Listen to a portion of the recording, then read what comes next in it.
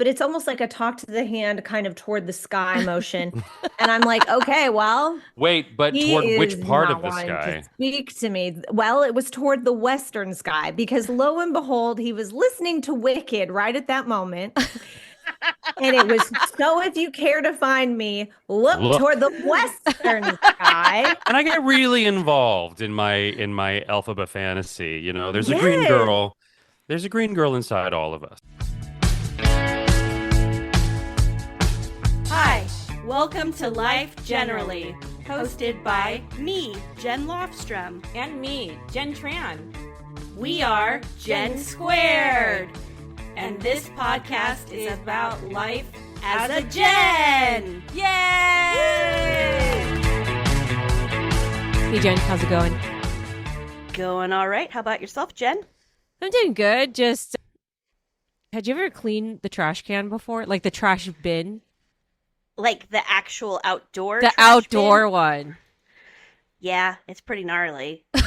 Really? Oh, because I felt like, has she? No. I have, like, when my parents had it. I have, and actually we did when I was married. We had that too. Yeah. I know there's a company in Orange County that does it. Like, Yeah. and they'll roll up and they got like jets and stuff, and they just like put them on top of it, and they'll clean them for you. Yeah. But at my complex, we just have The communal general trash. Yeah. So I don't have to worry about it. Were you cleaning out your trash can? Yeah, Your I was cleaning out the garbage trash bin outside. Gross. And I had a YouTube how to clean it. Because the thing is, my trash bin smells like dog poop. Right, because you have a dog and Yeah, pick and up after it. It has gotten bad that the smell is seeping. It's like if you open it, or like you could smell the trash can that's like 6 feet away into the window of our open kitchen. Yeah. And Drew, my husband, he was just like, it's so hot in the house, because we don't run the AC because we're cheap people. But like, he's just like, no, keep the window closed so you don't bring in We the don't smell. smell it. And then Did yesterday, you move the trash can too? I did. I moved it, but like we moved it farther, like maybe 10, 15 feet farther. Mm-hmm. Oh man, that smell travels. So this morning Nasty. I did it. I crawled into my trash bin. Crawled into it. Oh Yeah. Lord. No, I haven't crawled in, but I've used a toilet scrubber. No, how did you reach? Like it's so I just I had it on the ground, and you Uh-huh. do that, and you just like, or you could use like a sponge mop that you don't care about. yeah. Like besties, if you have any tips, because like I'm all thinking Yeah. like don't buy special stuff. No, yeah. Because my friend who cleans houses showed me that. She's like, look, you could just use the broom. And I was like, whoa. I use broom. I also use Dawn Power Wash Oh, to get the yeah. crud out. And Dawn Power Wash is the best. I We know, should get right? Sponsored by Dawn Power Wash. I mean, I did a whole project when we were in our MBA program about. I the know she was benefits so of crazy about Dawn Wash. Power Wash. I use it to get stains out of my clothes. I know. It's like the most versatile product. I have like bottles and even different flavor scents. I get the Yeah. different fragrances too. Oh, yeah, it's such a treat. So Dawn, particularly Dawn Power Wash, if you're out there listening to Life Generally, please sponsor us because we really do use your product for real. Are they owned by Procter and Gamble? Possibly. Yeah, Yes. we use it. We use it, and I'm a big fan. So besties, please, we have spoken. Send it out to the gods of Procter and Gamble. Oh my goodness. Oh well, it sounds like you have been doing stinky stuff. Yeah. Yesterday, when I always hear these like wind chimes outside, and we live in a beach town, so like I was like, oh, wind chimes, and it's kind of vibey, cool. And it's every evening I hear them. There's no weird voices or anything.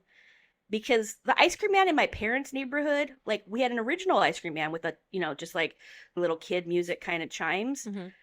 And then the older I got, it became like this techno music. So it's like boom, boom, and it's like, and then it stops, and it has this weird robot kid voice that goes hello, and then it goes bump bump again, and it's still around out there in Santa Clarita. And so I'm used to something pretty obnoxiously loud. So I'm like, there's no, and he's like, yeah, mom, that chiming sound is the ice cream man. And I was like, no, that is a neighbor's wind chime. And he was like, please, mom, put on your shoes and come outside. We go outside. Ice cream man is there. And ice cream man actually does like swirl cones ice cream. He makes like elote corn. Oh my And gosh. I want to visit your ice cream man. Oh man, he also takes Zell. Excellent. Because I had a $5 bill and I got Sam like a double cone, swirl cone with some Oreos on it. And then I had text Corey saying, hey, like, we got that wind chime is actually the ice cream man and not some, not the universe. Not boho neighbors. And so then we went and we got ice cream too. Do you know what time he shows up? He does in the evening. So we should try to coordinate Yes. it. And I did take a picture of his truck with Sam and the ice cream, and I have the name of it. So we might be able to like coordinate something because I got a root beer float and he like made it like with the swirled ice cream. Oh my gosh, and what a treat. Root beer. And I just like was like in heaven. I love that. And it was yeah. So long story short, Sam thinks I'm crazy because I think he's just a low vibey kind of nice ice cream man. And maybe I'm the only one that's used to crazy ice cream man music. I don't know. It's even better than your universe calling at this point. It is the universe. The universe. It was like, hear that, Jen? That is us saying everything's going to be okay. Now come get a root beer float. And I was like, ooh, yeah. It was just like, it was like summertime, amazing. Yeah. It felt like the first day of real summer. Do you know what I mean? Yeah. And Sam was so stoked about it. And I was just like, this is cool because this feels very Gen X, you know? I mean, he's got some cooler stuff than just candy cigarettes and popsicles, but super cool and nice guy. Like, actually, the ice cream cone was going to be $1 more than I had. And I was like, oh, it's okay. He'll just get a single scoop. And he was like, no, he can have it. And I was like, oh, man. So then I tried to sell him $1, but he said no. Oh, my God. So... And he's like a hardworking dude, right? Yeah. So I'm going to look up the name of it. We're going to put it in the notes. Yeah. It's like S&B, some swirl ice cream truck or something. But I'm telling you, Jen, we should coordinate meeting up sometime. Yes. Even if he's not here and get some because I know. It's an experience you should experience it. I hope all of our want to besties. experience it. I hope you guys have great ice cream trucks that come around and make your summer feel special. That's what I hope because it made my week. So nice. So Jen, what are we doing today? Today, it's going to be almost exciting as the ice cream man, if not more exciting than the ice cream man. But I love the ice cream man. I know. Well, you think the ice cream man that makes swirly ice cream that comes around with the wind chimes in my neighborhood is amazing. Then you're going to love my friends. And that's Raji Ashan and Danielle Beckman, the writers and directors behind an absolute gem of a short film. It's called Dr. Sam. So thank you for coming on the pod. I'm so excited to have you guys. Yay! Yay! So happy to be here. Thank you. I just think that it's so exciting to be able to do something with Raj. You know, we have some serious history. We met through our incredible friend who's basically his sister, and Janice. And I've known Janice for 25 years, and we have some crazy stories too. So it's really nice to have this conversation. And I had the joy of going to one of the fundraisers for that Raji and Danielle were putting together for their film, which is called Dr. Sam. And, yes, thank you so much for coming to that, by the way. Oh, yeah, you guys, that was amazing. It was a fun time. It was an out-of-body experience. I mean, so surreal, right? Yeah, it really was. It was very surreal. We saw like Lucy Arnaz is up there and she's showing her family documentary that her husband made. And then wasn't the actor who played Little Ricky just in the audience randomly? Like I think Keith Thibodeau. Yeah, yes, he came. He was like sitting by me. I was like, what in the world? He was invited by who is known as Lucille Ball's #1 fan, from Lucille Ball's own mouth. Oh, really? This gentleman, Michael Stern, her #1 fan. And Keith Thibodeau was invited by Michael, unbeknownst to Lucy. And they crossed paths in the lobby. And Lucy was shocked That's so cool. He literally came out of the bathroom and there he was. bumped She was into like, each oh other. my God. And then Yeah. it made for an incredible moment because he had an impromptu on stage appearance where Yeah, he came up for some Q&A. That was so cool. it was was amazing. so amazing. Yeah, I thought goosebumps. I was like, is this really happening?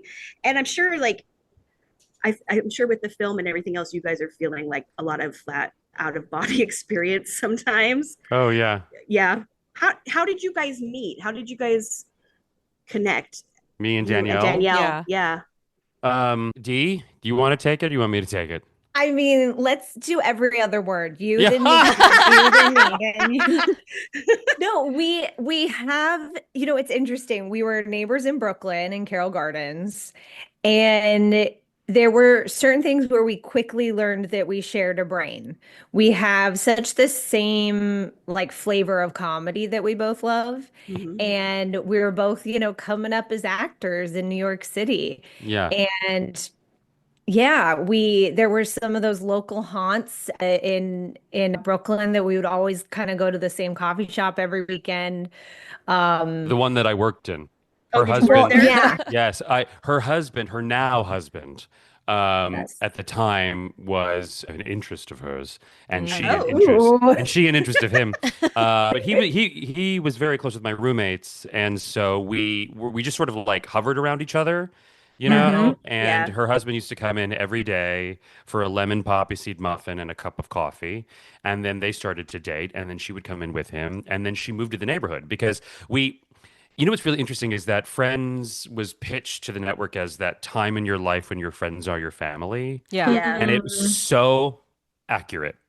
I And cannot. you're the same age Oh. range too, right there for you guys, I'm sure, right? Yes. Yeah. Yes, and we're also both only children, both Raji and I are. So Oh. it's very much a thing where I think we hold our friends in such high regard and they do become family because we Yeah. don't have any siblings. Mm-hmm. And so yeah, it immediately became a thing. I mean, there were just some times walking in the neighborhood where Raj would be, on his headphones singing across the street, and I'm like, Raji, Well, you have to tell them what I was singing. Okay, well, so what happened was on this one day, I was going to East One, which is one of the other wonderful coffee May shops. it rest in peace. May it rest in peace. They have closed, but any Carroll Gardens folks will know what we're talking about. And I was on the corner and I see Raji, he'd probably just come off the subway heading home.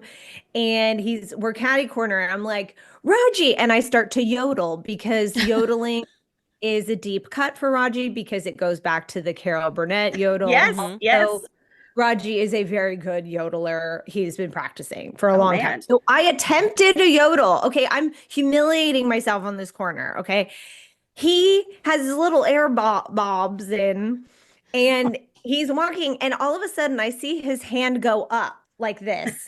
Almost And like, it looks like I'm going, don't bother me. yeah, it almost looks like Like, you leave talk to me the alone. hand. Oh all the way no! across. Talk to the hand across the street. And I know people, this is, people are just listening, they can't see, but it's almost like a talk to the hand kind of toward the sky motion.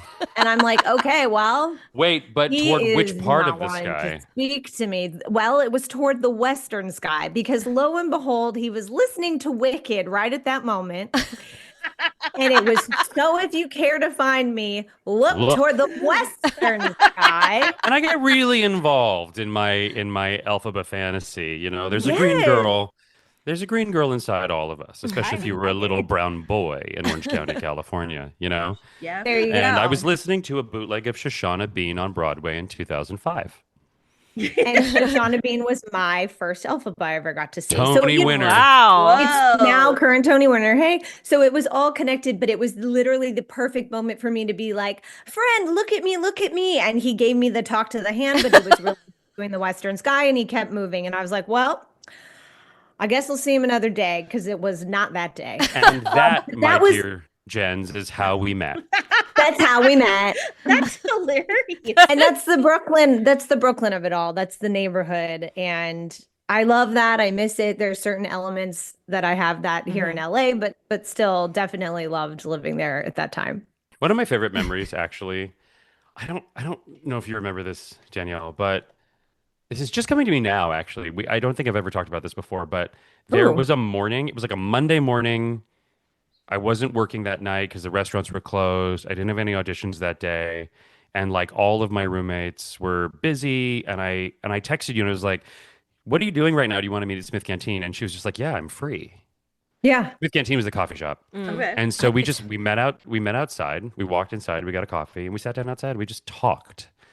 That is so it sounds so simple, but it's so powerful when you're in New York City and you're trying to make it as an actor Mm-hmm. and Mhm. you just need a friend. Like it's so I mean, we have like pictures from this day. You know what I Yeah. mean? Like, Yeah, well, also, and did we sit on that park bench that day? yes. And also though, what a luxury too to have a half hour, an hour to actually sit and talk where it wasn't something scheduled. It was something that just Happened. organically happened. Mm-hmm. Right. And nowadays, everything is scheduled within an inch of its life. And I love that you just remember that sort of ordinary moment. That's sweet. I do. Your hair was up in a bun. I was Mm. wearing a striped long sleeved shirt Okay. and Love it. we just like futzed around outside. Ugh, I That- love Lovely, yeah. fussing. Sounds like such a impressionable memory, like a core memory, you know? Yeah, that was. Yeah, I because was it's not imagining like him wearing like a mime shirt. Yeah, Jesus that's Christ. right. Which I'm sure is not. it kind of looked like that. I went through a period where everything was a stripe. Okay. I loved your stripe phase. Yes. So then how have you guys, okay, with this movie, before this movie, have you guys worked on other projects together prior? Yes. Yes. I used to have a talk show called Making Brews and Paying Dues. And Mhm. it was about how you support yourself, what survival gig you employ to Mhm. support yourself on your way to your dream. Mm-hmm. There's a through line with my work, Yeah. Yeah. If you Um, notice. Yeah. if you notice. Um, and Danielle came in and she produced the latter half of that Mm-hmm. talk show. She Cool. and her husband had a studio in Brooklyn, which is why their company is called Brooklyn Quarter. But they had a studio in Brooklyn, and we shot, I want to say like 3 or 4 episodes in their studio. The first one that we worked on together actually was the interview with Julia Murney. Who do you all know who Julia Murney is? No, Off I the top of don't. my Julia head, Murney. but Julia Murney's in the first like crop of like Mother Elphabas. oh, Oh, okay. okay. She was the fifth on Broadway. She was the second on tour. And she was the one that I saw on tour, and she changed my life in 2006. And I thought to myself, I wonder if I could ever interview Julia Murney. Well, I tweeted at her in 2017. She tweeted back, and then we did one of the things I'm most proud of in my life is this hour interview with Julia Murney. Mhm. And Danielle produced it. Oh, that's And so cool. yeah, Danielle produced it. And then after that, she produced the rest of that series Yeah. of interviews. Awesome. That, And at that point, I would say the show had you knew your questions, you knew what you were doing, but I was just making sure that like everyone's hair was in place and making sure that the lighting was good and whatever needed to get done. The Yeah. And studio coordination and everything. yeah, then you Yeah. had Yorma Taccone, you had Evan Pappas, Yeah. and before that you also had some incredible guests, Stacey London. Yeah, Oh, we had- Stacey London. we had quite a crop of guests. That's fun. And then we moved into remote guests. COVID And one of guests. the, during COVID, and one of the guests was Lucy Arnaz. Nice. Lou. Yeah. That's- So that we work together in that capacity, Mhm. in sort of like a production capacity. Mhm. But Danielle's a wonderful actor. She's studied acting. She is an actor. Mhm. I think, I mean, correct me if I'm wrong, but like she's an actor who's like really great at other things as well. But she's an actor, you know? And she made this fabulous short film in 20 you shot it in 2019, right? The end of Yeah, 2019. shot it right at the end of 2019. Yeah, it's called Liza Anonymous. And then in 2021, it premiered at the Tribeca Film Festival in New York City. Wow. Nice. And she's in it and she executive produced it. And it was so inspiring to see somebody make their own work. Mm-hmm. Yeah. And I went home that night to the apartment I used to live in because I'd moved to LA by this point. And I sat on the couch with my friend and I said, I want to do what Danielle did. I want to Heck make yeah. something. And then I started to write a thing when you're working on something, when something, I kind of feel like when something is supposed to happen, Mm-hmm. it comes at you from a bunch of different angles at once, Right. in a way. Yeah. And excuse me. At the time, I had been a student of Alec Baldwin's. I was sort of being mentored through the way to move through the business by Lucy. Uh-huh. I had made a sketch about Siri, the phone assistant, going to therapy. Mm-hmm. Alex saw it and he said, you should write something about a fake therapist. I also really wanted to sing more. I wanted to make my own work. A very close friend of mine who is a television executive, she and I had dinner. We've known each other since we were 16 years old. We used to write together. Mm-hmm. We had dinner and she goes, you should make something where you put all your famous friends in it. That would be incredible. Yeah. So like this came from many different, like, do you know what I mean? Yeah. What's I do. happening here? Yeah. So I sat down and I wrote something. And then a dear friend of mine, Marissa Jones, who's very, very funny and very, very smart, she noted every draft of the script. And when we finally got it to a place where I wanted to share it with people, I sent it to Danielle and I was like, hey, you're brilliant. And you're a remarkable producer. She's a great actor. She's a remarkable producer. But I thought, I think you need to start directing. I think you need to start directing. And I wrote the script. And why don't we have dinner and talk about it? And then we went to dinner. This joke really never reads the way that I want it to when we in retelling. But so the thing's called Dr. Sam, right? And it's about a struggling out of work singer who doesn't know if he should give up or not. Mm-hmm. And it's about Sammy. And we sit down and I'm super nervous. We sat down at dinner. I was like, okay, is she gonna want to direct this? Is she gonna have what is she? And she just goes, you know what? I just have one note. I said, what's that? She goes, cut, Sam. Yeah, see, no laugh. I was like, No. cut Sam. I was like, The joke That's never what it's works. all Yeah. about. Yeah. Yeah. It The never joke- lands. The joke never lands. It Well, never lands. we're workshopping. You set that up really well, though, Raj. Maybe it is one of those you had to be there, but that was my thing. I said I have one note, just cut Sammy, and then we'll figure out the rest. And then really, and Raji's very funny. like the loudest belly laugh ever because that's the sort of humor that we share. Yeah. So we worked together on that talk show. So I knew she was a fabulous producer, but I also know I have this really deep hunch that her directing career is about to explode. Well, when Raj did that, it's one of those things where what? Sorry, I went to scratch my nose and then I Uh-huh. spat all over my arm. Oh my! It Keep was this like part it was. in. Keep It was this like there was part a in. leak from the ceiling. What in You the probably world? gleeked. I Yeah, did. probably. Yeah. Wow. Water's falling from indoors. What is happening? It's a sign. Do not cut that. Oh no, I was just gonna say it's one of those things where, as of course, as an actor, I was always taking on roles Mhm. as a woman in the industry quite often. And there's also something about that millennial magic where we feel like we need permission to do something, and also as a woman as well. Yeah. And the idea of this perfectionism, do it when you're ready, Mhm. And I'll say that I've had a couple wonderful people along my journey, and one of the first ones was actually my husband Timothy Reese. When he in 2017 he was like, why don't you just make a couple sketches, make a couple silly things, and fail and put it out on YouTube and just Yeah. do whatever you're wanting to do, because I was, acting at that time and doing off Broadway and a bunch of readings at the Actor Studio and all these things, but nothing with enough longevity for the right people to see me. Mhm. And then from that, then Raji was talking about Liza Anonymous, the film, Leah McKendrick, the writer, director, actress herself. I went to college with her and she wrote the role for me and then made that.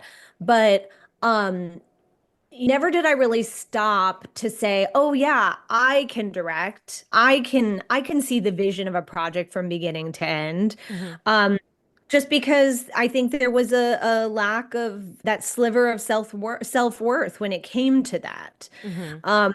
going back to the whole story of Sammy and, you're worth what you want being one of the threads and through lines of this.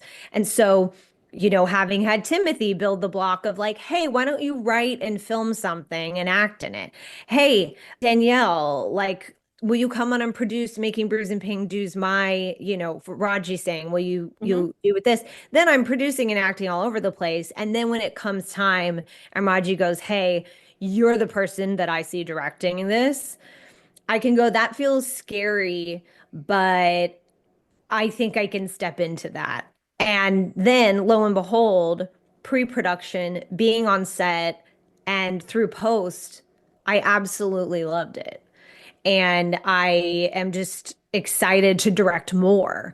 And I love it as much as acting, which is crazy because I've never found anything that I love on that level. And Yeah. it's that thing you kind of find a little bit later in life where it's like, oh, that would have been nice if I found I love that right out of college. But I don't know. I don't know if Danielle out of college would have been ready yet for that. So no regrets. Yeah. Yeah, But it's really beautiful when your community starts to believing you go, hey, duh. Yeah. The door is open, walk through. Yeah. But I think when you're younger, when you're like fresh out of college, you're very green and perhaps very impressionable, but like you don't know like what doors are going to open, right? And who you are, because you're still developing who you are, right? And like, I don't know. I think like, in a sense, I feel there's a strong difference between men and women of opportunity. Like men, they see more yeses versus women. Like you said, like, you need to be perfect. You need to do certain things, and in that route would lead to whatever. Yeah. Versus if you were a guy, I'm pretty sure like you would have been like, I want to be a director. Boom, things will happen. Yeah. I feel it's a human thing too, though. This idea of like, where can I fit and where can I be? And of course, yes, there is that, there is that gender gap, I would definitely say. And then, but having said that too, it's also about what was I interested in at that time as well. Absolutely. And I think the fact that the puzzle pieces clicked just in the last couple of years for directing for my journey is definitely how it is supposed to be. But yes, there's always that question of, well, what if I had that mentor at age, 22, 23, who told me that thing and whatever. And Raji and I are so pro mentors. Oh my gosh. Like, we both have incredible people who are ahead of us, who are older than us, who have come before us, that we are always asking advice for, that come support our projects. And I cannot recommend that enough to anyone in the industry, whether you're 7 years old or 70 years old. You should have a mentor, because I think it's fantastic. This has turned into a PSA, but I am not. Well, but I think that that touches on how you as a person and Raji as a person, like, you surround yourself with like-minded people and people who want to help each other, right? That want to see you guys grow and want to see you be successful. That's right.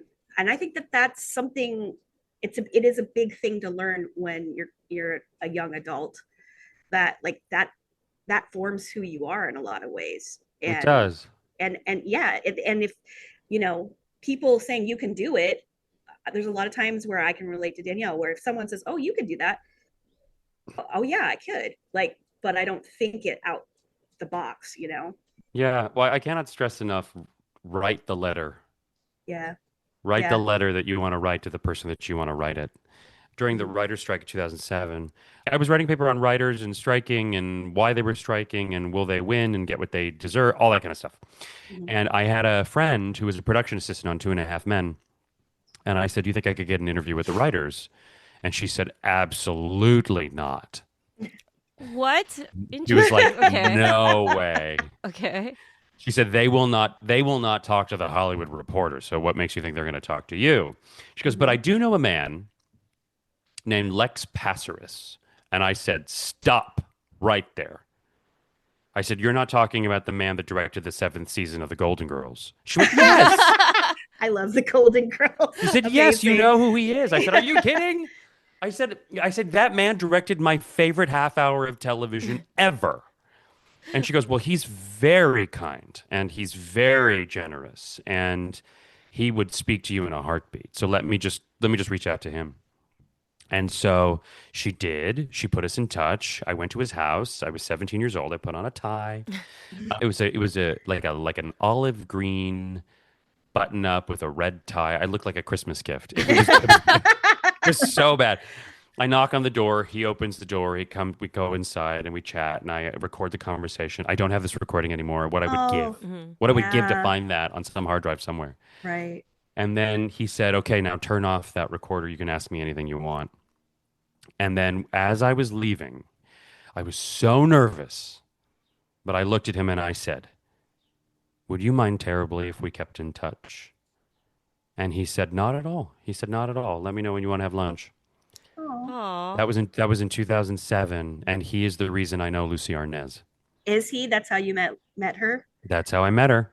Wow. In 2017, November 2017, I woke up on Thanksgiving morning, and he sent me a text. He said, "Happy Thanksgiving. Your Thanksgiving present is an email from Lucy Arnaz." And I was like, "What?" Oh my gosh. He was like, "I talked to my friend who's friends with her," and then like 4 or 5 days later, I was brushing my teeth here because I lived in New York at the time, but I was home for Thanksgiving, brushing my teeth, and my phone went ding, and there was this email that said, "It's Lucy!" exclamation point, exclamation point. And she said, I watched your talk show. Mm-hmm. And she goes, "I think you're bright. I think you're interesting. And I understand that you want to speak with me. And if I have anything to offer your audience, let's do it." And I was like, oh, I couldn't believe it because I grew up admiring this woman since the age of 12, you know? Mm-hmm. Yeah. And she emailed me, you know what I mean? And I tried to get in touch with her in the past. Like I'd written letters and went to a stage door or two, but she emailed me. And then I was like, oh my gosh. And I went to Disneyland that day with some friends and I could not pay attention. Even though you're at the happiest place on earth, you're like, so in No, your head. you was had on- already experienced your own happiest place. I was on like, Earth. happiest place, my foot. This is nothing. I You're was like, on have you Splash- talked to Lucy Arnaz? That's my happiest place. I was on Exactly. Splash Mountain. We were going down the huge drop, and I couldn't feel it. I didn't care. Oh, that's nice. You know, the fireworks were going off at night. Fantasmic was on the Rivers of America. Couldn't have cared less. I was going to have lunch with Lucy.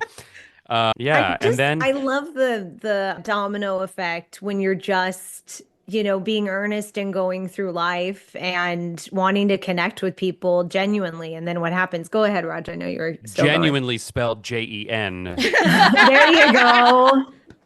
That's the spinoff. Yes. That's it. Yeah, no, at the end of that day, again, so like I write the letter, right? So in terms of like turning around, looking at Lex and saying, can we keep in touch? That's a form of a letter. Mm-hmm. And then Lucy emailing me and then me saying, hey, thank you so much for writing me. I'd love to have you on the show. You and I don't really know each other. May I come out to Palm Springs and take you for coffee? Like take the risk, Yeah, right? Like take yeah. take the risk. You never know what's going to happen. One of our donors is Carol Burnett. What? The Carol Burnett. No, the other one. Oh, okay. No, the Carol Blonde. Oh, okay. Yeah. That was Carol Strawberry Blonde. And the only reason that happened is because at my restaurant gig, don't tell my boss, although she knows, I ran into the bathroom, not on a break, and I emailed her management and I said, hi, my name is Raji Ashan. I'm an independent producer that you've never heard of, but I'm doing an event with Lucy Arnaz. Makes me laugh. I'm sorry. Yeah. With Lucy Hi, Arnaz. I'm someone you've never heard of. I'm That sure is so that's funny. what got it through that way. I'm sure. Oh, well, know. no, what got it through was her friendship with Lucy. Oh, okay, Mhm. yeah. Because they wrote back and they were like, she cannot attend, but she would like to donate to the project. And I was like, what in the world? Oh man. Talk And about guess what? Then they heard of you. them. They heard him. It was Yeah. it was the craziest thing because also like another thing is I have a very dramatic origin story in that like my mother came to this country really escaping duress in her own country, Mm-hmm. had nowhere to go, ended up in a shelter. A woman from a local church took us in. That woman loved Lucy and Carol Burnett and the Golden Girls. And Is so, that how you connected to them? yes. Yeah. Oh wow. Wow. Yeah, it is a projection of me loving my grandma Joyce. That's amazing. That's what that is. That's what that whole thing is. It's just like me, not me trying to keep Joyce alive, but Celebrating I her guess in for a herself way, too. Yeah. yeah, celebrating her. Janice, our mutual friend, Janice and Yeah. my grandma Joyce are very similar women. Oh, are they? Yes, they're very similar ladies. Like Grandma Joyce could read you with a look, Yeah. but she was also the most supportive person in your life. Oh, yeah. Yeah. Like Janice, like my grandma Janice, said to yeah. me on her dying bed. Again, this woman and I were not related by blood.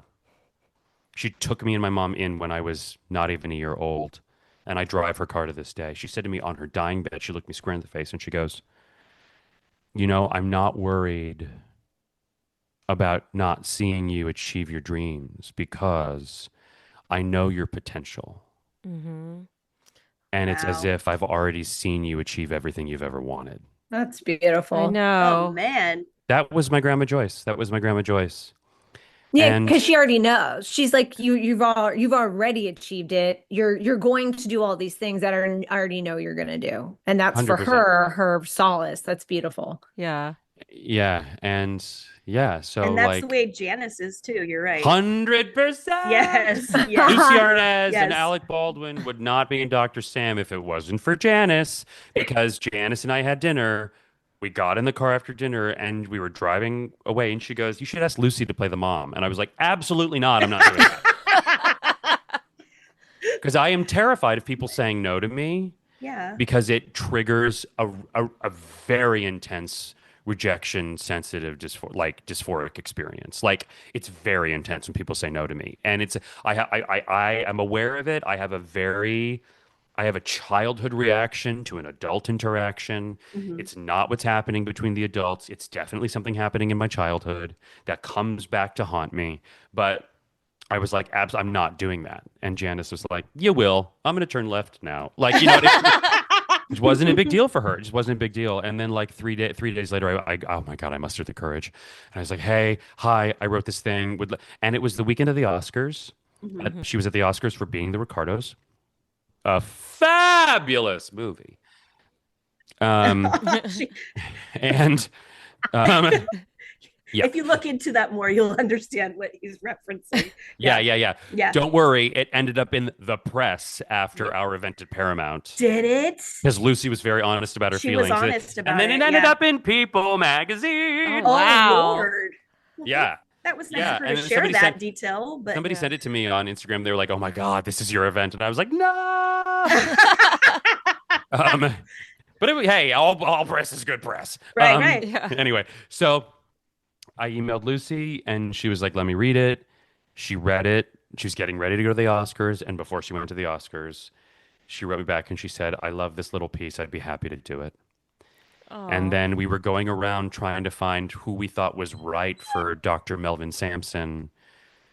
It was originally written for a woman. It was Dr. Melinda Sampson, because I never in my life did I ever think that Alec Baldwin would say yes to me. Right. And then Janice was like, "Ask Alec." And I was like, "Janice, you got to stop telling me to do the things that are the You're most just gonna frightening." avoid her with all advice. Yeah. And I asked him 4 or 5 times. And the first few he said no. Well, he actually didn't really answer me, actually. It's like a non-answer. Yeah. And then in 2024, March 2024, I was in New York City rehearsing the national tour of the Kite Runner. Mhm. And I said to the stage manager, "I'm going to be late tomorrow." He didn't ask why. He just said, "Okay." I was like, "Great, don't ask why." And Alec and I had coffee right across the street from Danielle and Timothy's studio in Brooklyn that they used to have. Extremely full circle. Yeah. And he said to me, this is the Monday after the Oscars. And he looks at me at the end of the coffee and he goes, "Where are you going?" I said, "Oh, I'm going to rehearsal." He goes, "Great, I'll give you a ride." I was like, "Oh my God."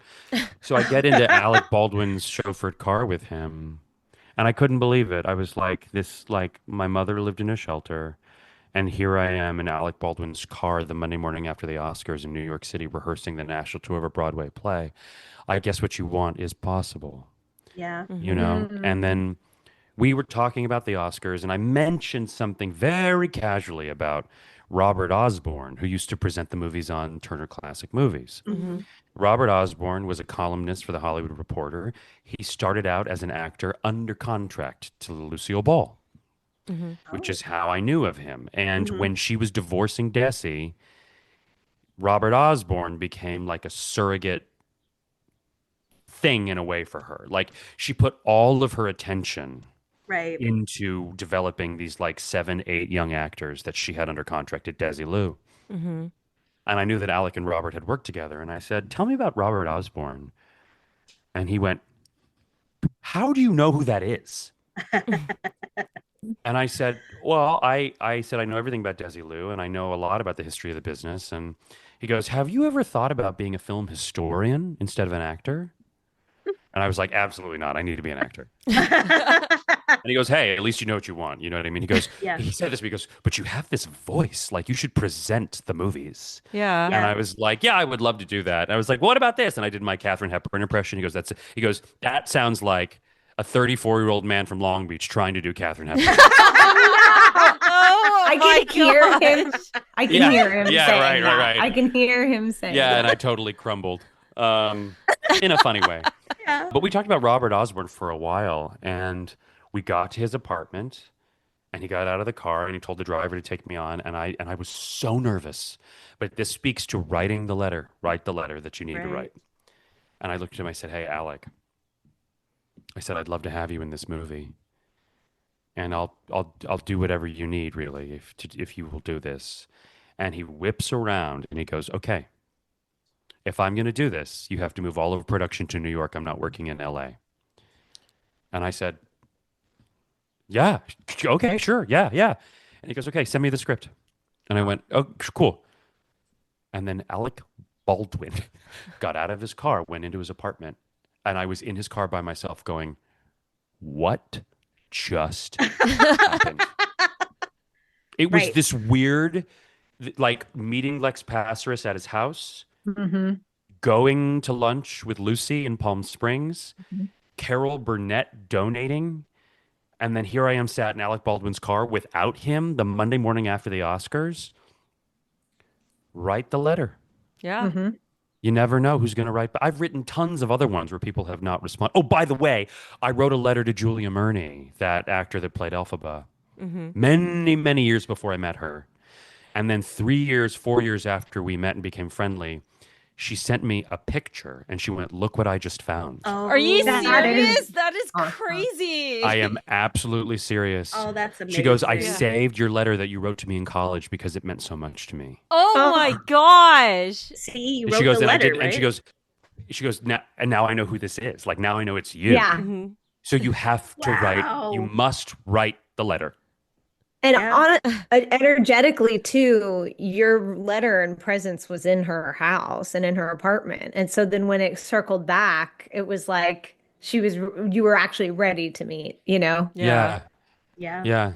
And Gotta yeah, write what's the the letter. worst that can happen? 2 letters, N-O, you know? Yeah. Yeah. Yeah. Yeah. That has to be very like an out of body experience on so many levels. Mm-hmm. But then how was it to actually work with them Yeah. on the film? How, like, you know, you're working with Alec Baldwin, Danielle, you're directing Lucy Arnaz. Like, how did you both handle going into that? Was it just another day, or Yeah. And also, like, were you also, you mentioned like you were going to shoot it in LA and Alex Mhm. said no, make it in New York. Were you in your head, were you thinking to shoot it in LA? Hmm? Okay. Yeah. Well, yeah. I'll let Danielle answer. I'll let Danielle answer JLo's question. Yeah. But very quickly, like, yes, we were going to try and do this half of our acting company was in Los Angeles. The other half was in New York. Mhm. You know, our producer, Lisa Dummel Reeve, works in both New York and Los Angeles. So it was very easy for her. Same Danielle with and I. our cinematographer. Yes. She's coastal. Yes. Mhm. Chloe Smolkin, our cinematographer, is bicoastal. Danielle and I started in New York. We're Mhm. both from Southern California. We both now live in Southern California, but navigating New York is really, really easy for us. So, like, we planned LA. But then when he said this, and then Danielle and I sat down in a coffee shop, I was like, "This is what we're going to do." She was like, "Yeah, I think, yeah, okay." I think this is what we're gonna do. Yeah, Anyway, yeah. well, when you called me, I was like, well, time to add about $10,000 more to the budget. Yeah. Because, And then another Yeah. 10, and then and then another 10. another 10, and then just a quick other 10. And then, no big deal. No, I mean, really, it's true. We had a very bi-coastal cast and crew, which was incredible. Like the editor that I brought on board, Dan Ferreira, he was in New York the whole time. So we did a lot of, virtual editing. But then our sound designer who we brought on, Nathaniel Smith, he's based in LA. So we got to do a session with him here. So it really ended up being like that. But, I think with work, when it came to working with Alec and Lucy, I was leading and learning at the same time. That's a great way to put that. Yeah. Yeah. And actually, it's not even working with the stars. That was just being A director. leading this set. Yeah. Because I had quite a few experiences leading a set from a producerial standpoint, or even as the leading actor, where you sort of get to like set the tone in the room, because you're like, this is my energy when I walk in, and people can pick up on it, and the camera picks up even more. And so, yeah, the working with them, the thing that was really wonderful was all the prep time that I had. So Raji and I did go out and had a lunch with Lucy in Palm Springs. I had many Zoom calls with her. We had all that time to talk about the character, to get into it. And by the time we shot all of Lucy's stuff, we had already filmed we had already done 4 days in New York. So we kind of had the film wrapped, so to speak, and she was the cherry on top. And a little Easter egg that's so sweet is, the character's name is Joyce, after Raji's grandma. And Lucy's wearing a bathrobe in one of the scenes, and she is wearing my grandmother's diamond on her neck. So Aw. both of our grandmas showed up, which is really special. Yes. Has nothing to do with the plot, but listen. No, but it's very special. Yeah, really special. And so, yeah, there was already kind of that common language, and, constantly kind of like checking in and all that. But then when it came to Alec, we had a brief Zoom with him. And then the day before shooting, Raji and I got to go to lunch with him. Actually, it was 2 days. We had a break midweek, and we got to see him. And that was really cool because it just broke all the ice. And, he was asking like what I like to see, what do I think funny? How did this come about? I told people before it was kind of like a first date. Like he was just like, so Danielle, tell me everything, why do you like LA? Why aren't you still living in New York? What's wrong with you? Kind of thing. Because he is a New Yorker through and through, And I love and miss New York every day. But yeah, so that was really special. So by the time that he came on set that Friday, we were making fun of each other. Like we were poking fun. He had just had his birthday. I was like, wow, you look so young. He's like, get out of here, So it was really, really cool. And it was less so, because he's such a seasoned pro, that it was less so about directing in the moment, but we had a little like 15-minute chunk at the very beginning of the day where it was just he and I, and we were sitting on set, and he was like, I don't know if my character would have this on his desk. To get rid of that. I don't know about this here, kind of like, let me energetically be in my character's space. And we got to talk about things. So he's like, I think I know a little bit more of who this person is that Raji had written, right? So we get to, kind of evolve in that way. And then it was just off to the races once we started rolling. But this was a kind of a little surreal moment. A month before we started shooting, I got the Judith Weston book called Directing Actors. And it's sort of like the Bible it's one of the Bibles for directors. I think there's probably like 10 books out there that every director reads or should read, and I'm making my way through them. But it was surreal because I went to the comedy section of this book, and lo and behold, who's listed on the first page, but they're talking about a scene in 30 Rock between Alec Baldwin and Tina Fey and the brilliance of the timing of these characters. And I'm circling going, yes, he's who I'm directing. That's it. And he's the gold standard for comedy in this book that I'm reading about directing. And so that was very surreal, very fun. And yeah, it was just so wonderful too to have someone like him not second guess me as a first time director, not second guess me as a woman. You know, he That was was so incredible. He was so respectful of Mhm. her. Mhm. You know, sorry, but yes. Yeah, well, and Snaps to that. snaps to that. And but you witnessed it all, you know, and as far as me watching, you know, Raji, we saved Alec's scenes for the final day of shooting. And so, you know, it's all that preparation, and we know this character of Sammy so well because of all the drafts of the script and the readings, and he was already kind of living in Sammy the last, like, you know, 3 or 4 days leading up to it.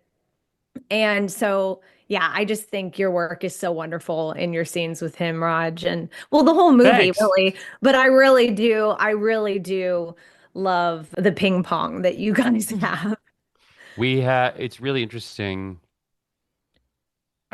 There's a part of me that doesn't quite understand yet that I wrote a movie that Alec Baldwin is in.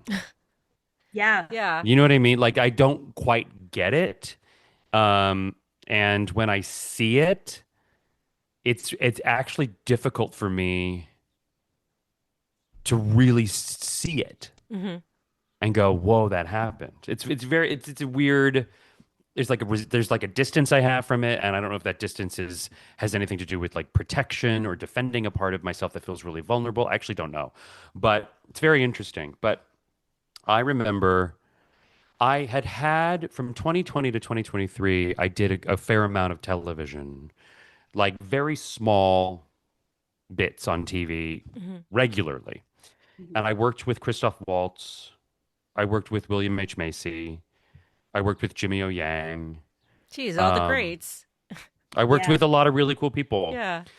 And specifically, the experience with Christoph Waltz was very interesting because I was in my trailer. Such bullshit. It was not a trailer. It was a box. Sure. And I thought to myself, I was like, I'm going to be sitting right next to Christoph Waltz today, and I know what I'm going to do. And I said, Raji, don't you dare back down. Go in there with your idea strong. Hit that tennis ball as hard as you can over the net to him, and just see what happens. Just see what happens. The director might come in and say, "Whoa, really need you to pull back," hmm Yeah. or he might get really put off by this no-name co-star doing a thing, you know. hmm Hmm. But I went in there and I did it. Nobody said a word. Cool. They were like, Whoa. "Let's just go again," and I was like, "Okay, all right, cool." So I just kept doing it. You know what I mean? So I left that experience going, I can do this. hmm Yeah. I actually can fully show up in Mhm. front of people that have the Oscar or have credits or are where I want to go. So I wasn't nervous about working with Alec after action was called. hmm I was Yeah. nervous about all of the in between. Mhm. I was very nervous. There's so much in between. And I was action is but a fleeting moment. Like it's so the time you're rolling is so little compared to all the rest of the filmmaking. Yes, because between action and cut, you know what you're doing. Yeah. hmm That's script. When she Yeah. calls cut and you sit back and you go, do I talk to him? Do I not talk to him? Do I Yeah. get up and leave? Do Like you I'm the get executive to producer of this talk? thing. I'm also the star of Yeah. this thing. Should I behave like the star? Should I say, "Hey, get me a Diet Coke"? Should I do I say to him, "How are you? What do you need?" Do I go to Danielle? I'm like also like Danielle's my sister. Like she's Mhm. my sister. You know what I mean? Yeah. And it was my first time writing something, her first time directing. Like, do I check in and go like on a brother sister? Like, are you good? Like, how are you doing? Like, what do you need? Like, Yeah. So many things circling. oh my Yeah. God. Yeah. It was terrifying. Between cut and action, I was a mess. I was a mess. And I would go away and they're like, "Hey, Raji, inviting you to set." Oh, okay. Oh, yeah.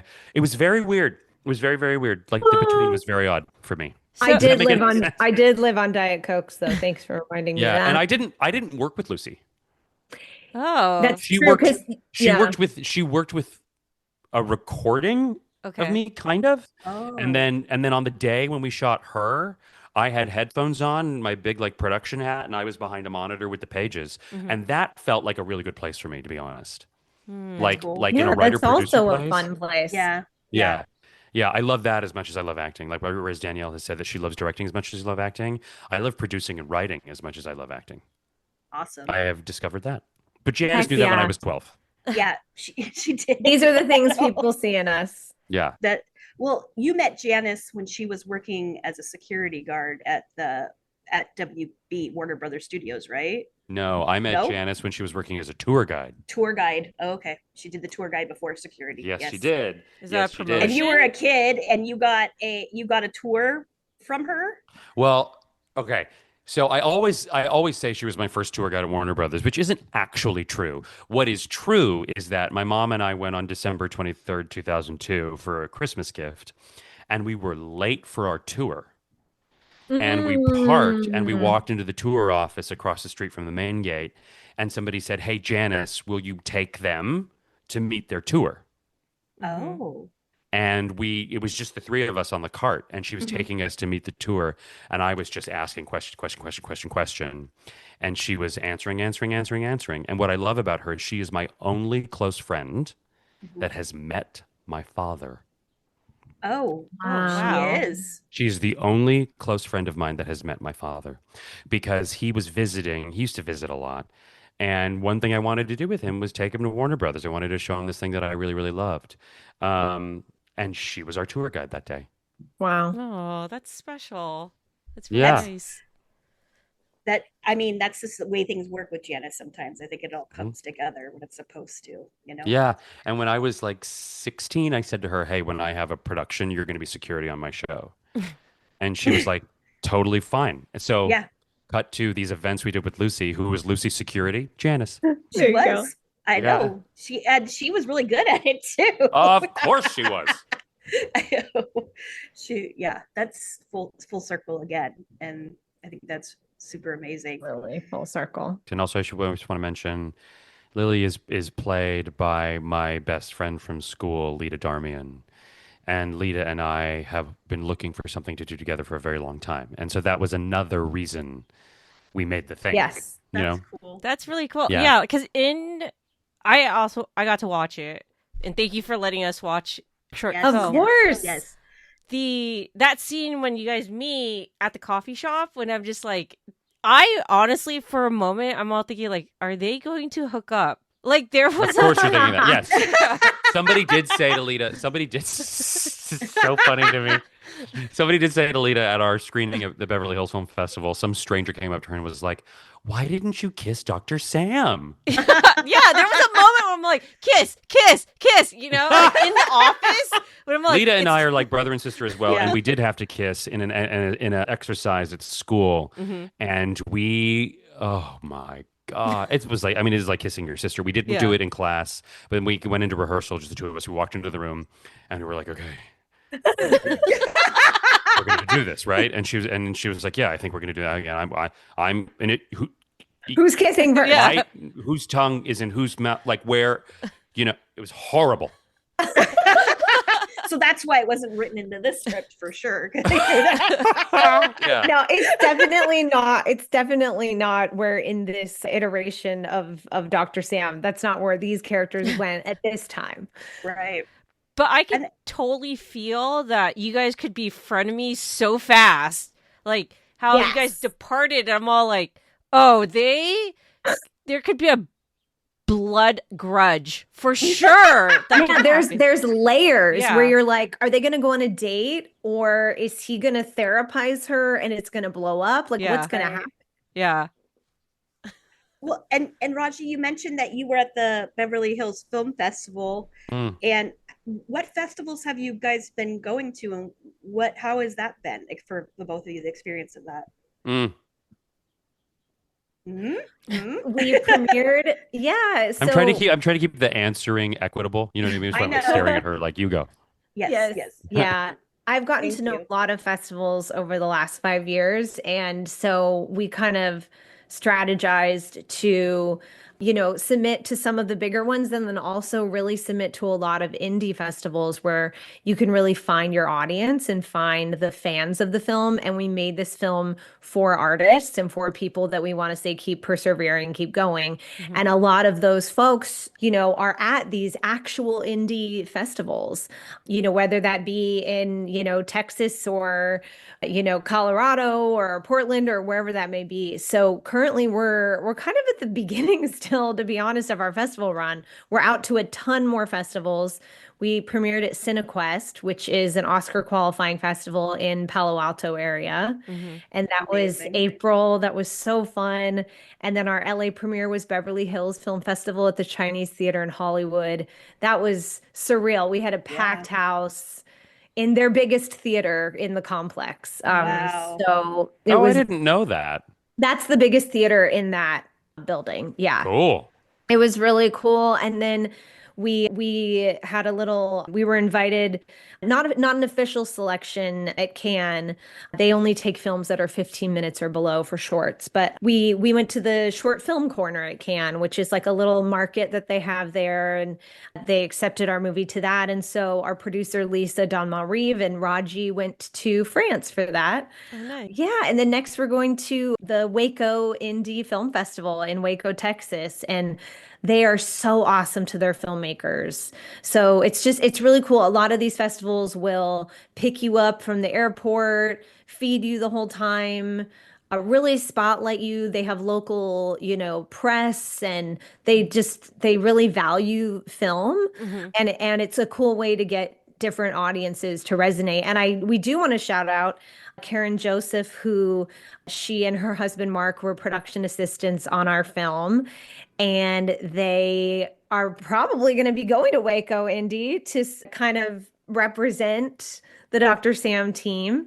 And Raj, do you want to tell the listeners how we know Karen Joseph? Karen taught me about solid gas and liquids when I was 6 years old, as she was my first grade teacher. Oh my gosh. And she and her husband donated a nice amount of money to the movie. Mhm. And Karen is all about like a new experience. She loves to have a new experience. She loves to try. She loves to try stuff. Mhm. And she was like, "Well, if you need people to help," I was like, "But you donated. Like you don't have." She's like, "Oh, it's fine." I said, "Well, we probably can't pay you. That's okay." So she and her husband just showed up in New Jersey and New York City, and they helped us make the thing. And they live in Waco now, and so they're, I think, going to be our ambassadors to Dr. Sam. Yeah. That is so Oh, cool. wow. We have about probably like 30 more film festivals we have to hear back from, and we'll just see. And short films versus feature films are really interesting when it comes to the festival circuit, because short films don't make money. They just Mhm. don't. And that's okay, because they're proof of concept. Even if you get your film licensed somewhere, which some of mine have, you're Mhm. getting like $300, Yeah. You're getting maybe $600. You're not going to be able to pay everyone back, but maybe you can pay for a couple little things. And so with shorts, it's really more so about meeting people the way that we've seen, you meet someone person and it leads to the next thing. And you just want to genuinely be curious and connect with the people at these different areas and different markets. And also what's so cool is there are different tax incentives all throughout different states. Right. So, 'cause Kentucky has a whole program, Ohio has a whole program, New Mexico and Colorado. I mean, there's all these different incentives. So if you go to a festival there and you get to know people and they go, "Hey, you're a filmmaker, we want you to come back and make a movie," that's kind of a neat way as well to kind of go around the state and show people like, "Hey, this is who I am, this is what I can do." Mhm. And then when it comes to a feature film, though, you really, really want your film to have that, distribution already in place before going into festivals. So, and you really want your film to premiere at like Sundance or Cannes or Toronto or Tribeca or something. If you're a big feature film, Mhm. that's what makes those viable. But with shorts, it's really about the journey. So. Do you want to tell us about the New Life Beginning Shelter? Oh my gosh, yes. The New Life Beginning Shelter is a not-for-profit shelter in downtown Long Beach that helps women who are trying to stabilize their lives with and without children. Um, and they take in women of all different kinds and sorts at various points in their lives. When my mother was there, they were so small and so new that they were unable to house children as well, but now they do house children, and they can constantly be aided by a donation, by a donation of funds, a donation of clothing, furniture, whatever. They can be found Oh, online at newlb.org. All right. that's good to know. I can donate some things. Yeah. That would be awesome to That was support one of the that. most full circle parts of this entire thing, actually, was when we did the fundraisers with Lucy in my hometown in Seal Beach, California. And then and then at Paramount Pictures, Right. crazy. We gave 10% of those proceeds to the New Life Beginning Shelter, I love it. where my mother started her journey in the United States. Was it? It all goes back to the beginning, Yeah. right? Yeah. Besties, you will see that also in the show notes, the New Life Beginning Shelter. I know that for both of you guys, like this was a passion project, and keeping your passion and putting it forward is a lot of what it's about.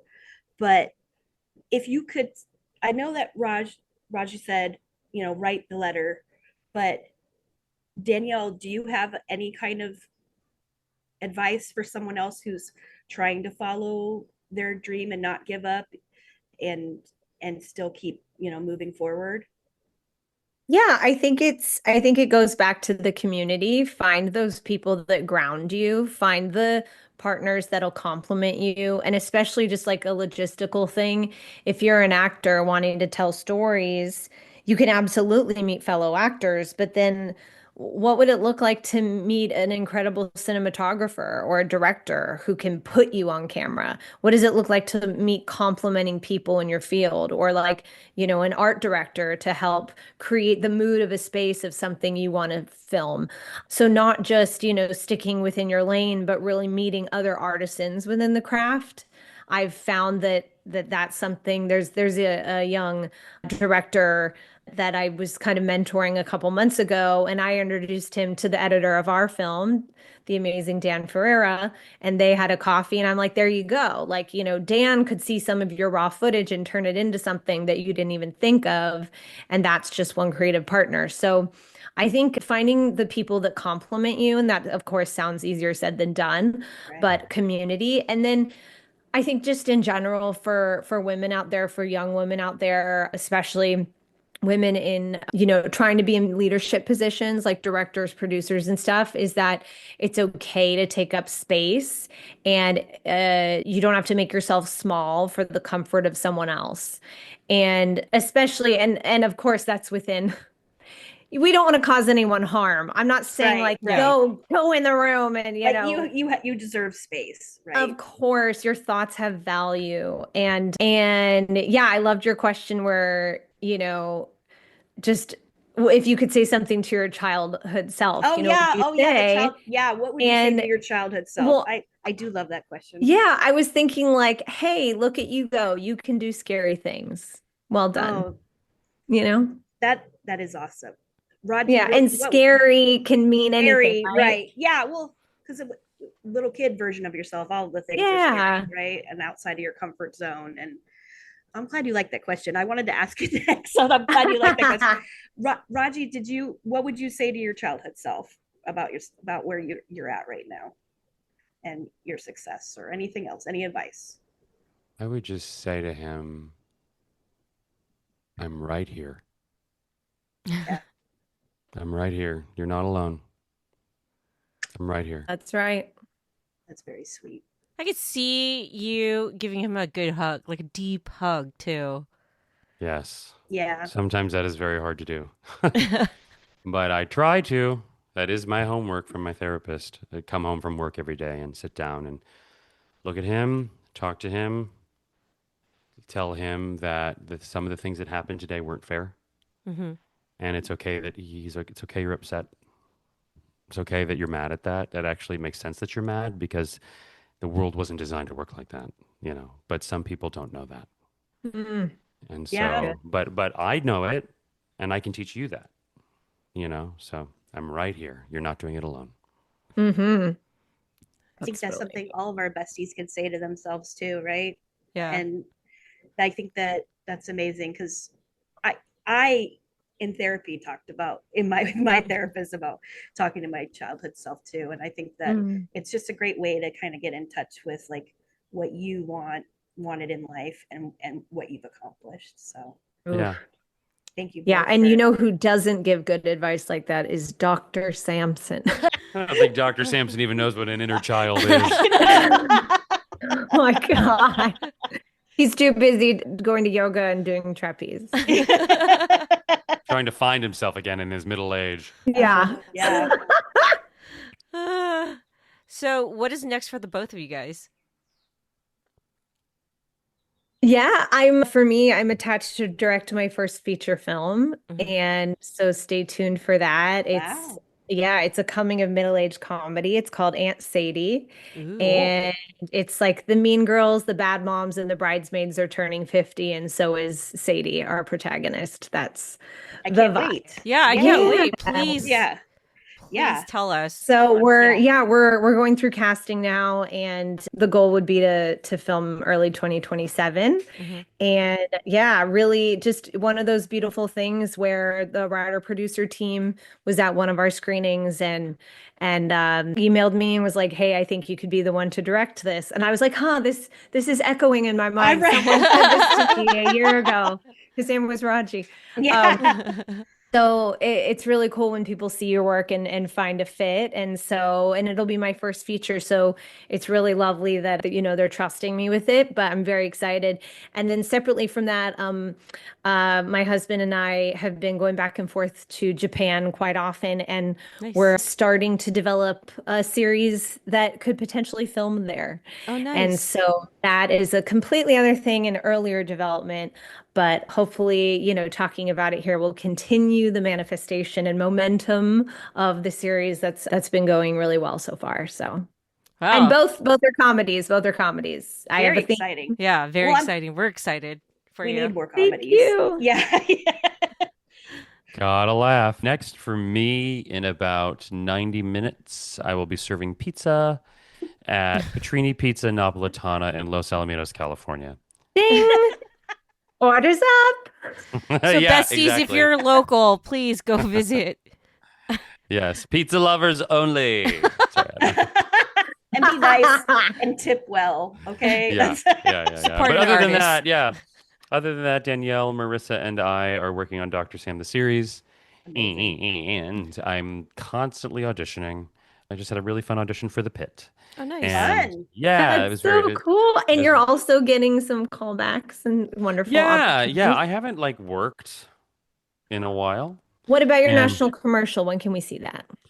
Lord knows if it's going to run. I was just talking to my representation about whether or not that's going to run.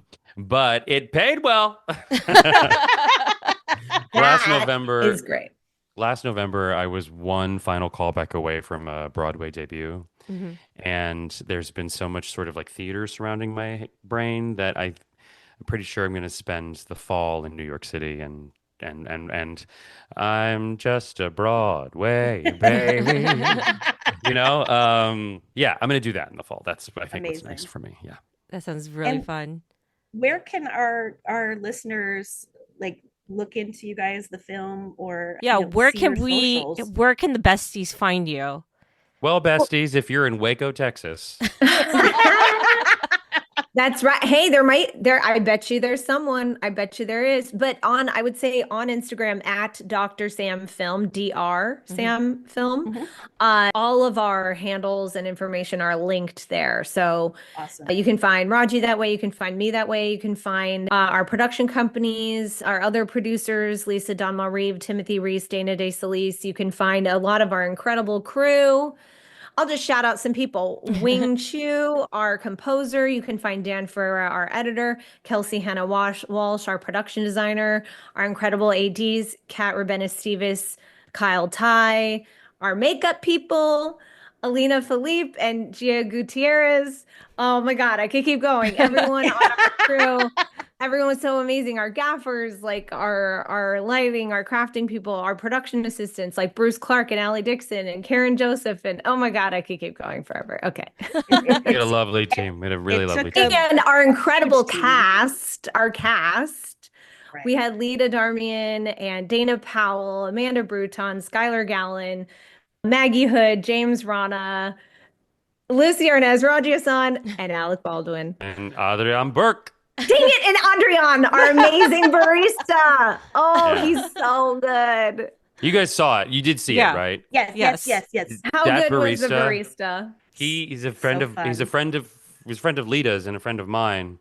And he sat in for a reading and he was reading for somebody who was absent. Mm-hmm. And we were like, write him something. Do it now. Well, I was like, where is he going to be? Because I Yeah, need right. him in this cast. Yeah. So And he, then he look, wasn't even auditioning then. No, I was like, hey, I need a favor. Can you sit in for Skylar, who's going to be out tonight? And he was like, yeah, sure. And then I was like, and then they That's both so are just amazing. so great in their roles. I So. love it.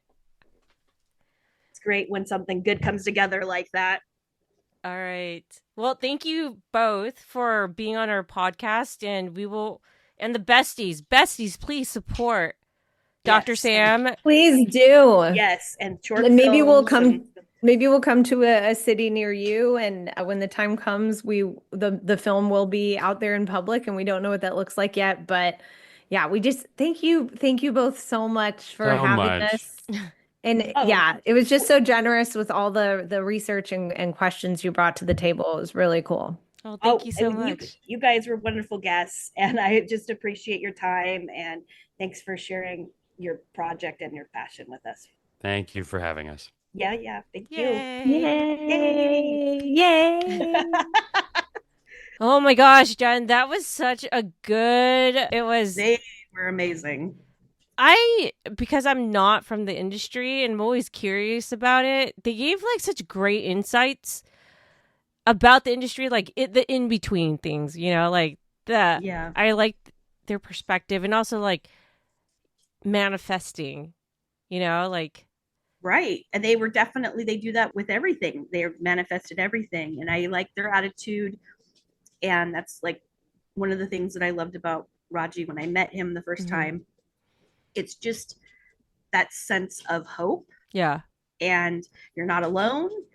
And, why not? Like, why not try? Just try. Yeah. And if you fail, but you tried, Yeah. I love that attitude and the can-do kind of spirit. I think they inspire me to want, like, I'm like, okay, well, I can pitch my stuff that I want to do. I can write my book one day because I want to write a book one day.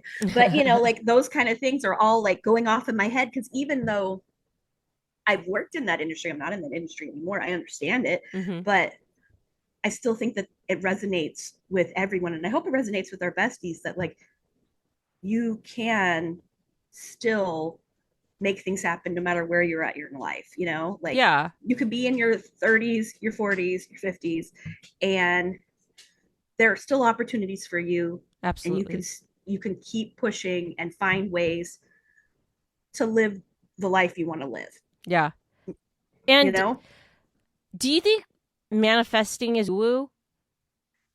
Sometimes I hear manifesting as woo, but for me personally, I've kind of got this whole thing of manifesting. Like, if you're telling yourself you're going to do something, that's going to help you stay focused on it, right? Right. And so I think that manifesting is focusing. I think it's also manifesting is telling people things like they were talking about. If you don't tell someone that you've got a project, they're not going to know. Exactly. If I didn't tell Raji, hey, I have a podcast, he wouldn't have come on the show, right? So absolutely, you have to take those risks, and that's kind of what manifestation is to me. Just like putting yourself out there, so that way the thing you want to happen happens. Yeah, because it's not just like you're not just going to pray and be like, hey, I want this to happen. I mean, it could, but usually it's like it's the effort and energy behind it. Like, what do you think? Do you think it's woo, or what do you? To me, manifesting has half woo, half you have to do it. Like the part of like you have to do it is the science of, or like the discipline that you are the one that is in control versus, like sometimes like, some people say like, some people who are like, I want to manifest to be a millionaire, but they don't think about like the mechanics of it. Like, how are you going to get into the road of being a millionaire? Blah, blah. Is being a millionaire really the thing that you're trying to manifest, or is it something else? Like, so I think in a sense, like, manifesting is half woo if you're not going to do anything about it. And if the universe answers, that's fantastic. But realistically, majority of manifesting is your effort of making it happen and the discipline and being the focused goal of doing it. So it's half and half. Persistence Yeah. and grinding. Yeah. And that's what I think, when Raji talks about he's server in between all of his film gigs and his acting gigs and stuff. And that's the real life of a lot of people. A lot of people have side hustles. A lot of people are, they're doing a job that they need to do to pay the bills. And then they're doing their stuff on their dream stuff on the side. And just don't give up on yourselves is what I would say. That's what I just give up on yourself when you're dead. Like, you know what I mean? Just keep on and there's always a different way to do it. You just have to kind of think about it a different way. It doesn't mean that the way you thought it was going to be is the way you're going to do it. Mm-hmm. Think about the different ways you could live your dreams, find opportunities, and make it happen. Yeah. So, Jen, how's the wedding planning going? The wedding planning is going well. Bestie, you can sense the frustration, and she's trying to get inner peace from this. I'm like praying while I'm talking. Speaking of woo, I am manifesting the wedding to be great.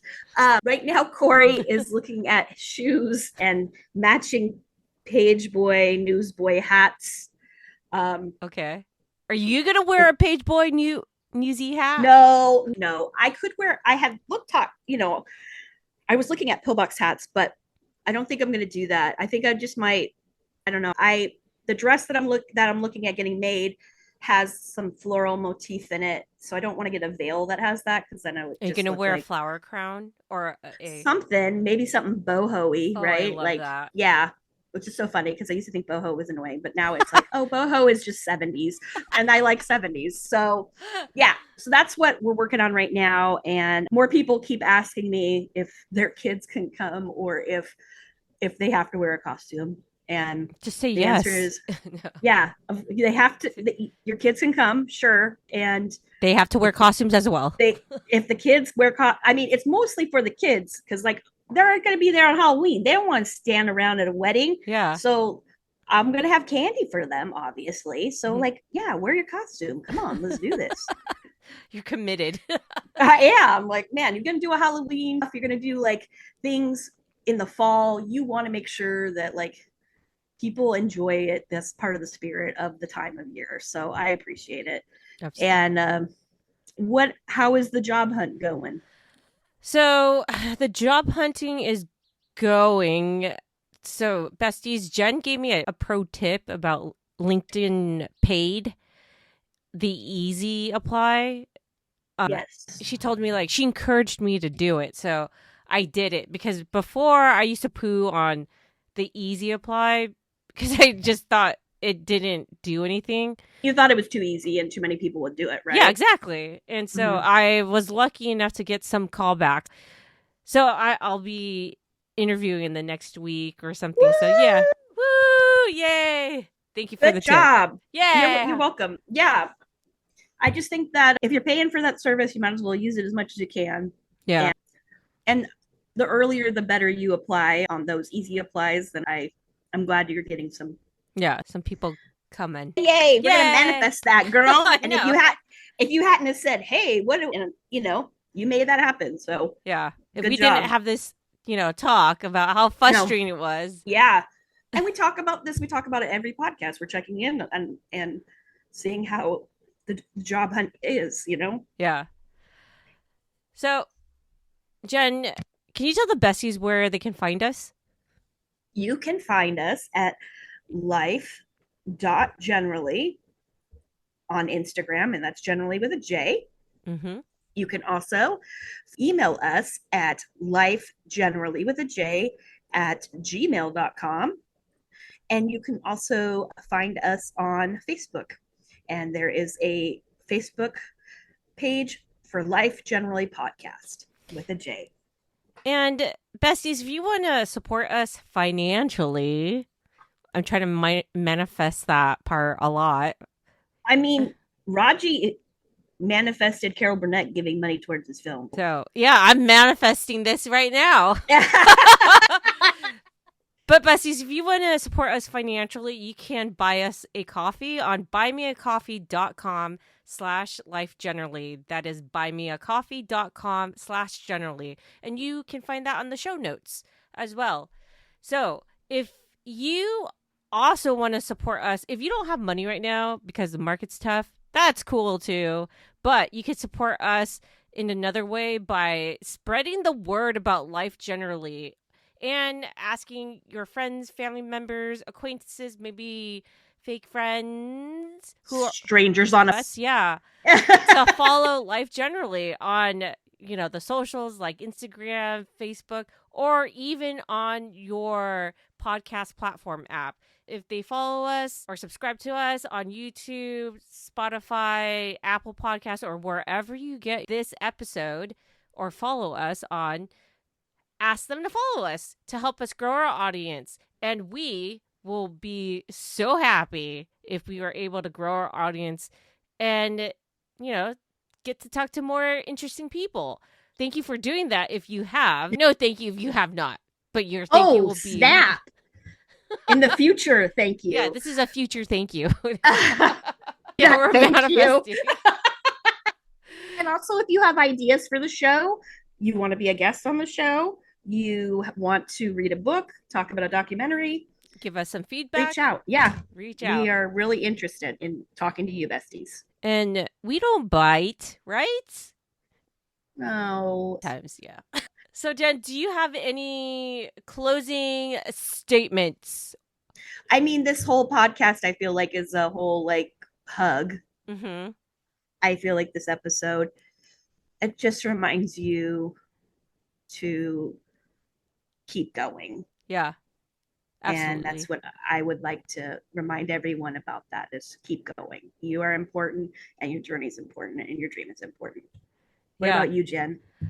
The closing thing that I want to say is, man, I should have asked them, how did he reach out? Was it an email? Or was it an actual hard letter? We'll have to circle back. Yeah. Which was more powerful? Email or... I mean... I just think connection is powerful, right? Absolutely. Whatever way you can connect with people. And but that's a good question. Yeah. We'll circle back. So, thank you, besties, for listening. And we will see you guys next time. Jen Square out. Woo! A little different woo that time. The dogs are like, what's going on over there?